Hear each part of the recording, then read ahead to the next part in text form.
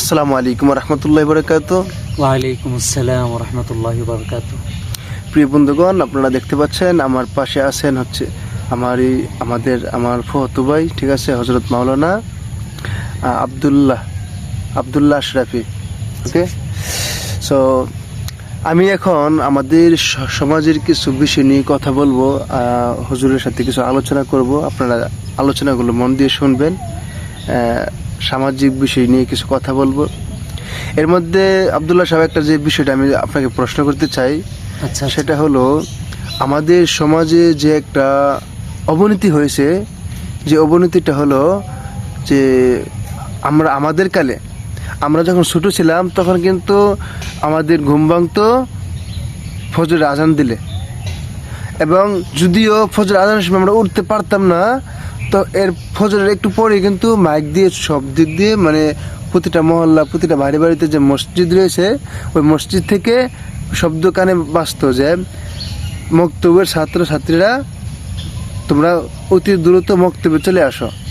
মক্তবের ছাত্রছাত্রীদের গার্জিয়ানদেরকে বলতেছি, আপনারা আপনাদের ছেলেমেয়েদেরকে অতি দ্রুত মক্তবে পাঠিয়ে দেন।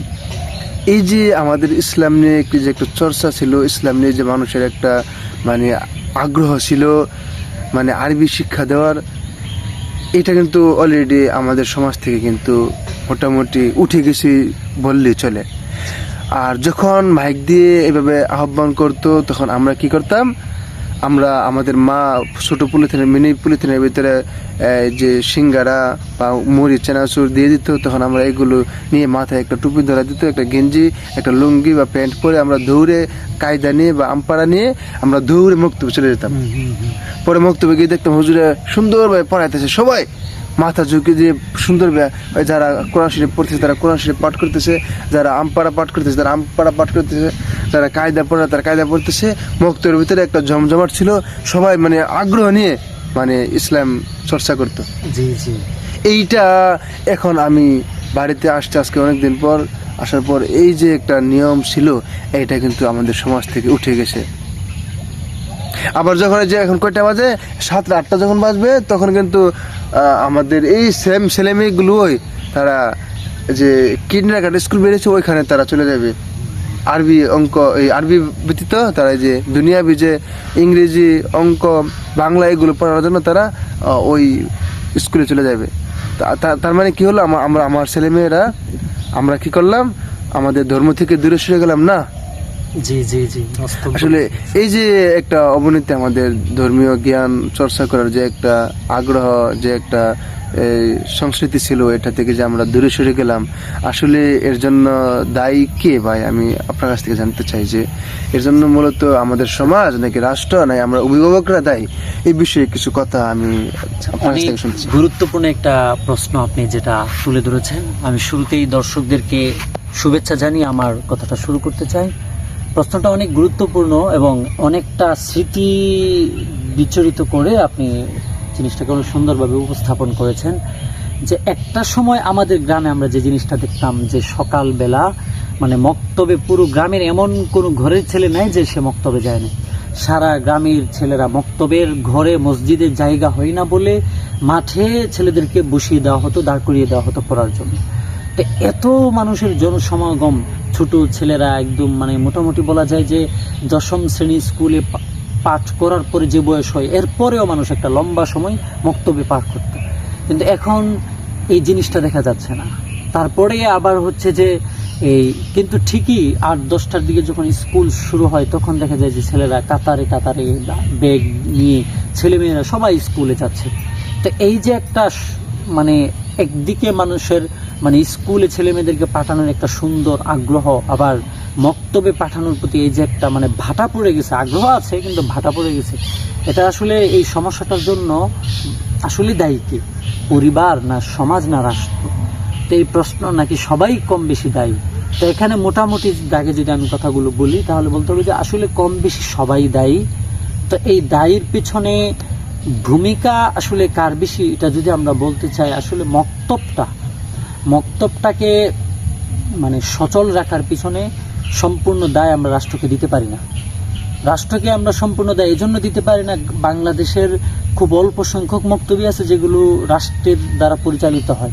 এর মাঝে থেকে আপনার 90%ই বলা যায় মক্তব হচ্ছে যেটা আসলে সমাজের মানুষের দ্বারা পরিচালিত হয়। এজন্য দায়টা আসলে সমাজের প্রতি আসবে, রাষ্ট্রের এখানে দায়টা আসলে ওইভাবে আসে না।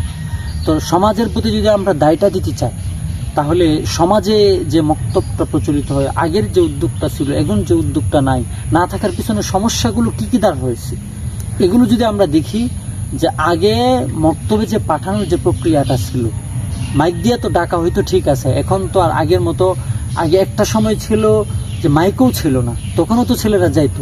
মাইকটা আমরা হয়তো বা আমরা যারা ইয়ং জেনারেশন বর্তমান আছি তারা মাইকটা পাইছে, কিন্তু আমাদের আগের যুগের মানুষ মাইকটাও পায় নাই। এবং আমাদের যুগেও আমরা দেখছি যে অনেক মসজিদে মাইক ছিল না, কিন্তু অর্থাৎ মানুষ মক্তবে ছেলেরা সংখ্যায় বেশি হয়তো, ডাকাডাকির প্রয়োজন পড়তো না। তো এখানে ডাকাডাকি হওয়াটার যে বড় বিষয় হচ্ছে মক্তবে মানুষ আসা না আসার বিষয়ে সমস্যা থাকে। সমস্যা হিসেবে যদি আমরা প্রথমে দাঁড়াই, যে মক্তবটা আমাদের চলমান আছে, এটা পিছনে যে সিস্টেমটা কাজ করতেছে, সিস্টেমটা আসলে একটু ভুলভাবে কাজ করতেছে। এই কারণে এখানে বেশ কিছু মানুষ দায়ী হয়ে যাচ্ছে। এক নম্বর হচ্ছে মক্তব পরিচালনার যে কমিটি, এই কমিটি দায়ী হয়ে যাচ্ছে। এই কমিটির অপব্যবস্থাপনার কারণে মানে এই সুযোগ, এই মানে একটা দুর্বলতা ধরা পড়ার কারণে এই দুর্বলতার প্রভাবটা বাবা মা এবং সন্তানদের উপর পড়তেছে। কমিটি এখানে যে ভুলটা করতেছে সেটা হচ্ছে মক্তবটাকে এটাকে ফ্রি করে দেওয়া হয়েছে, একদম বিনা বেতনে মক্তবটা থাকার কারণে ছেলে মেয়েরা আসবে, তো ছেলেরা তো বাবা মার গুরুত্ব পাইলে আসবে, তো স্কুলেও তো ছেলে যাইতে চায় না, বাবা মা তো জোর করে পাঠায়। তো এরকম মক্তবটা ফ্রি থাকার কারণে বাবা মা ভাবে যে গেলে গেল, না গেলে না, আমার তো কোনো লস হইতেছে না। তো কমিটি এখানে যদি এই বেতন ধার্য করে মক্তবটাকে পরিচালনা করে, তাহলে যে মা বাবা তার সন্তানকে মক্তবে পাঠাচ্ছে সে চিন্তা করবে মাসে মাসে আমাকে একটা বেতন দিতে হয়, স্কুলেও দিতে হয়, মক্তবে দিতে হয়, এই জন্য সন্তানকে সে অবশ্যই জোরপূর্বক পাঠাবে। এটা হচ্ছে প্রথম সাবজেক্ট। দ্বিতীয় বিষয় হচ্ছে যখন নাকি একটা ছেলেকে মক্তবে বেতন দিয়ে পাঠাবে, তখন সে মা বাবা চাইবে এখানে জন্য কোয়ালিটিফুল শিক্ষা হয়। আর এই কোয়ালিটিফুল শিক্ষার জন্য সে কমিটিকে চাপ দিবে, কমিটি মক্তবের শিক্ষককে চাপ দিবে। মক্তবের শিক্ষককে যখন চাপ দিতে যাবে তখন সে এখানে চেষ্টা করবে কোয়ালিটিফুল, যে মানে যোগ্যতা সম্পন্ন একজন শিক্ষক নিয়োগ দেওয়ার। আর যোগ্যতা সম্পন্ন শিক্ষককে নিয়োগ দিতে গেলে ব্যাপারটা আসবে একজন ভালো, তাকেও একটা ভালো বেতন দেওয়া মক্তবের। তো এই বিষয়গুলো যদি পুরোপুরি ক্লিয়ার হয়, আমি মনে করি মক্তবের যে পড়ালেখার দুর্বলতা এটা কেটে যাবে। এরপরে হচ্ছে যে মানুষের এই সমস্যার জন্য আসলে দায়ী, আসলে প্রথম দায়ী হচ্ছে রাষ্ট্র। রাষ্ট্র যে কাজটা করেছে, আপনারা বর্তমানে আরব আমিরাতে দেখবেন যে মোটামুটি 18 বছর পর্যন্ত ছেলে মেয়েদের জন্য মোবাইল ব্যবহার নিষিদ্ধ। তারপরে জাপানেও মোটামুটি স্কুল লেভেলে। আমি আরেকটা কথা বলতে চাই, সেটা হলো এই যে ছেলে মেয়েগুলো জেনারেশন, ভবিষ্যৎ জেনারেশনগুলো, তারা কিন্তু বর্তমানে 8টা থেকে 10টা বাজে ঘুম ভাঙে। আর তারা ঘুম ভাঙার পর তারা প্রথম মোবাইলটা খুঁজে, যে মোবাইল কোথায়। এই মোবাইলকে তারা মোবাইলের প্রতি আসক্ত হয়ে তারা ভবিষ্যতের প্রতি যে একটা মানে দীর্ঘ পূর্ব পরিকল্পনা, ওইটা তারা ভুলে গিয়েছে। তারা সাময়িক সুস্থের জন্য, মানে আনন্দের জন্য মোবাইল তারা খুঁজে। প্রচন্ড সত্য একটা কথা বলেছেন। মোবাইলের যে আসক্তিটা, এটা সবচেয়ে বড় মারাত্মক যে দিকটা আছে, এটা হচ্ছে যে আপনাকে আপনার আজকের কাজটাকে ওটা ভুলাই দেয়। একটা ছেলে যখন ঘুম থেকে ওঠে, সে যখন মোবাইলে এভাবে স্ক্রল করতে থাকে, তখন সে ঠিক পরের স্ক্রলটা দেখার জন্য সে তার মাথাটা কাজ করেছে, পরে কি আছে, কিন্তু তার যে সামনে যে দিনের যে কর্মসূচি সেটা যে ভুলে যায়।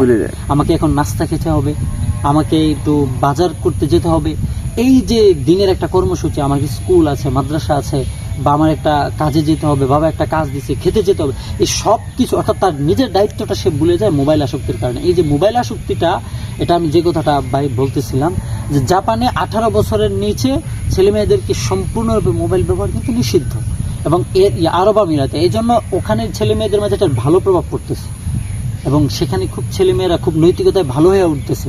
ঠিক তদ্রুপ আমি যদি একটা বাস্তব বাংলাদেশের উদাহরণ দেখাই, যে ক্যাডেট স্কুলগুলো আছে, ক্যাডেট স্কুলগুলোতে কিন্তু মোটামুটিভাবে ছেলে মেয়েদেরকে মোবাইল ব্যবহার নিষিদ্ধ থাকে, এবং কওমি মাদ্রাসা, যেগুলো বাংলাদেশের মাদ্রাসা বলে পরিচিত, ওগুলোতে মোবাইল ব্যবহার নিষিদ্ধ থাকে। এই কারণে দেখা যায় এই দুই ধরনের প্রতিষ্ঠানগুলোতে ছেলেমেয়েরা সকাল সকাল ঘুম থেকে ওঠে, কারণ মোবাইল ব্যবহার নিষিদ্ধ থাকার কারণে তারা ওইভাবে মোবাইল ব্যবহার করার সুযোগ পায় না। একদম শতে একজন বাজে ছেলেরা মোবাইলটা ব্যবহার করে। তো অধিকাংশ না ব্যবহার করার কারণে স্বাভাবিকভাবে তার রাতের যে কর্মসূচি থাকে, কিছু পড়ার থাকলে পড়া, ডায়েরি করার থাকলে ডায়েরি করা, খাবার দাবার খেয়ে তারা ঘুমিয়ে পড়ে, সকালে ঘুম থেকে উঠতে পারে। দ্বিতীয় নাম্বার হচ্ছে মা বাবা মোবাইল তো এটা প্রয়োজনের কারণে আসছে, মা বাবার মোবাইল ব্যবহারটা একদম লাগামহীন হয়ে আছে। তো মা বাবাও রাত্রে মোবাইল টিপতেছে, তো এই মা বাবারাও ঠিক সকালে ঘুম থেকে উঠতে পারতেছে না, তো মা বাবা নিজেই উঠতে পারতেছে না, এই জন্য ঘুম থেকে ছেলেদেরকে উঠাতে পারতেছে না। এরকম আমরা নিজেরাও অনেক সময় ভুক্তভোগী। তো মা বাবা বলতেছে যে আসলে আমি নিজেই ঘুম থেকে উঠতে পারি না, এই জন্য ছেলেকে পাঠাইতে পারি না।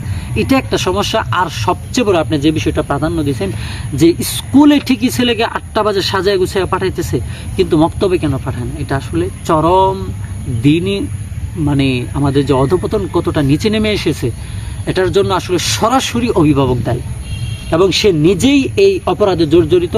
তার ভিতরে দিনী মূল্যবোধটা একদমই নেই, শূন্যের কোটায় চলে গেছে। তো এই দায় থেকে আসলে তাকে বেরিয়ে আসতে হলে বেশ কিছু বিষয় প্রয়োজন। এক নম্বর হচ্ছে যে এই মোবাইল আসক্তির কারণে পরিবারের মাঝে, সমাজের মাঝে যে একটা জিনিস ধরা পড়ছে, সেটা হচ্ছে আপনার মানুষ ইয়া করে না, এই মাহফিলগুলোতে বয়ান শুনতে যায় না গিয়ে সেভাবে যে মোবাইলই তো আছে। তো এটার কারণে আসলে মাহফিলগুলোতে যে উলামায়ে কেরাম যে দিনের দিকে ধাবিত করার জন্য বয়ানগুলো শুনেন, মা বাবা শুনতেছে না, এই জন্য তার মাঝেই দিনের বুঝটা নাই। এই কারণে সে ছেলে মেয়েকে ওইভাবে গাইডলাইন করতেছে না। তো এই সমস্যাগুলো যদি আমরা সমাধান করতে চাই, এক নম্বরে যে কাজটা করতে হবে, মসজিদটাকে, যে মক্তবটাকে ফ্রি লিল্লাহ চালানোর প্রচলনটা বন্ধ করে দিতে হবে। এটা হচ্ছে মানুষ টাকার মায়ায় সন্তানকে মক্তবে পাঠাতে, এই যে নিয়মতান্ত্রিকতা রক্ষা করবে। 2 নম্বর, যদি এটার জন্য সচেতনভাবে কমিটি উদ্যোগ নেয় এবং সমাজে দিনী শিক্ষার বিষয়ে আলাদাভাবে বৎসরে একবার হতে পারে যে মক্তব পড়ানোর যে গুরুত্ব নিয়ে যদি বিভিন্ন মাহফিলে আলোচনা হয় বেশি, আমি মনে করি এই সমস্যাটা মোটামুটি দাগে কেটে যাবে। আর স্কুলের যে পড়াশোনা, এখানে মা বাবার প্রচণ্ড সচেতনহীনতার একটা সবচেয়ে বড় প্রকাশ, যে স্কুলে কিন্তু আমাদেরকে অনেক কুফরি বিষয় শেখানো হয়, ট্রান্সজেন্ডার, এগুলো মানে বৈধকরণের মতো লেখা বিভিন্ন স্কুলের সিলেবাসে থাকে। তারপর ধর্মীয় যে সাবজেক্ট থাকে, ইসলামিক হিস্টোরি থাকে, সেখানেও বিকৃত ইসলামের ইতিহাস ঢুকিয়ে দেওয়া হয়। ইসলামকে একটা মানে আধুনিক যে কালচার, সভ্যতার সাথে মিলিয়ে একটা আধুনিক ভার্সন হিসাবে প্রকাশ করা, ইসলামের মূল যে স্পিড ইতিহাস সেটাকে বিকৃত করে। আমি নিজেও এটার ভুক্তভোগী, যে আমরা যখন এই স্কুলের ইসলামিক হিস্টোরি বইগুলো পড়তে গিয়ে এই জিনিসগুলো নিজেই স্বচক্ষে অবলোকন করছি। তা আমি মনে করি এভাবে যদি আমরা আমাদের সন্তানদেরকে ওখানে ছেড়ে দেই, তারা আসলে ইসলাম যতটুকু জানবে ভুল জানবে। এজন্য মক্তবে এটা জানানো, এবং মা বাবা এটা সন্তানকে এটা বলেই স্কুলে পাঠানো উচিত, তুমি ওখানে যা শিখছ, তোমার কাজের জিনিসগুলো এখানে ভালো করে শেখো, কিন্তু তোমার চেতনায় ইমান, ইসলাম, বিশ্বাস সম্পর্কে ওইখানে যা দেওয়া হয় ওই সম্পর্কে ওখান থেকে তুমি কোনোই গ্রহণ করবে না, শুধু ওইটাই গ্রহণ করবে যেটা আমরা পরিবার থেকে বলি, যেটা তোমাদের মসজিদ থেকে বলে, যেটা তুমি আলিমুল আমাদের থেকে শোনো। তাহলে আশা করি সে ওই স্কুলে তো আমরা শিখি দুনিয়াবি যে শিক্ষা, বিদ্যার জন্য দুনিয়াবি শিক্ষাটাও ভালো করে পাবে, এবং সে যখন জানবে যে ওইখানে আমাকে ধর্মীয় বা চেতনাগত কোনো বিকৃত চিন্তা আমি গ্রহণ করব না, তখন আশা করি সে বিপদগামীও হবে না। এভাবে সমাজটা একটা সুন্দর পরিবেশে চলে আসবে। হ্যাঁ, ধন্যবাদ আব্দুল্লাহ সাহেবকে সুন্দর গুরুত্বপূর্ণ কথা বলার জন্য। যে মাঝখানে আরেকটা কথা বলেছেন যে আপনি ওয়াজের মধ্যে মানুষ পাওয়া যায় না, এটা আমি নিজে একজন বাস্তব প্রমাণ।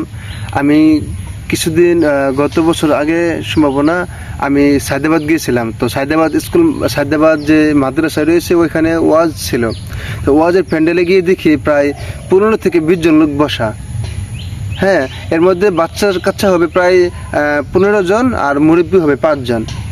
এটা দেখার পর আমি অবাক হয়ে গিয়েছিলাম যে ওয়াজের প্যান্ডেলের নিচে এত অল্প মানুষ। এগুলো ভাবতে বলতে আমি বাড়িতে আসছি। বাড়িতে আসার পর আমাদের স্কুল মাঠে ক্রিকেট টুর্নামেন্ট খেলা ছিল। এখানে এসে দেখি প্রায় 300 থেকে 350 মানুষের মতো একটা সমাগম, পুরো মাঠ ঘিরে রয়েছে মানুষ খেলা দেখার জন্য। তো আমরা কিন্তু যে ভালো কাজে না গিয়ে এখন খারাপ পথে আমরা ধাবিত হচ্ছি। তো আমরা আসলে পরিবর্তন হতে হবে নিজেদের জন্য, নিজেদের ভবিষ্যতের জন্য, নিজেদের আখিরাতের জন্য। কারণ আমাদের পরিচয় আমরা মুসলিম, তাই না? জি জি, আমাদের সবশেষে আমরা যেখানে যাই আমাদের পরিচয় আমরা মুসলিম। আমরা মুসলিম। মুসলিম আগে আমাদের জানতে হবে আমাদের ধর্মীয় হিসেবে, আমি মুসলিম হিসেবে আমাদের কাজ কি, আমাদের কৃতকর্মে আমাদের কি থাকা আবশ্যক এবং কি থাকা উচিত, তখনই আমরা প্রকৃত মানুষ হতে পারবো, তাই তো? তো আমরা ভিডিওটি এখানেই সমাপ্ত করে দিব। আপনি কিছু শেষ ফিনিশিং দিয়ে ভাই যে কথাটা বলছেন আবু হানিফা, আমি সেই কথাটাই বলতে চাই। আমাদের এই বিষয়টা, ওই যে আমরা যখনই যেখানেই যাব, এটা আল্লামা ইকবালের একটা কথা আছে যে তুমি পৃথিবীর যেখানেই যাও, ইউরোপে যাও, মস্কোতে যাও, চীনে যাও, তুমি সেখানে নাসারা ইহুদিদের সাথেও মিশো, কিন্তু তুমি যখন তাদেরকে দেখবা তখন তোমার বুকের ভিতরে বিশ্বাস রাখবা যে আমি হচ্ছে মুসলমান, আমার ঈমান হচ্ছে সবচেয়ে বড় ধন।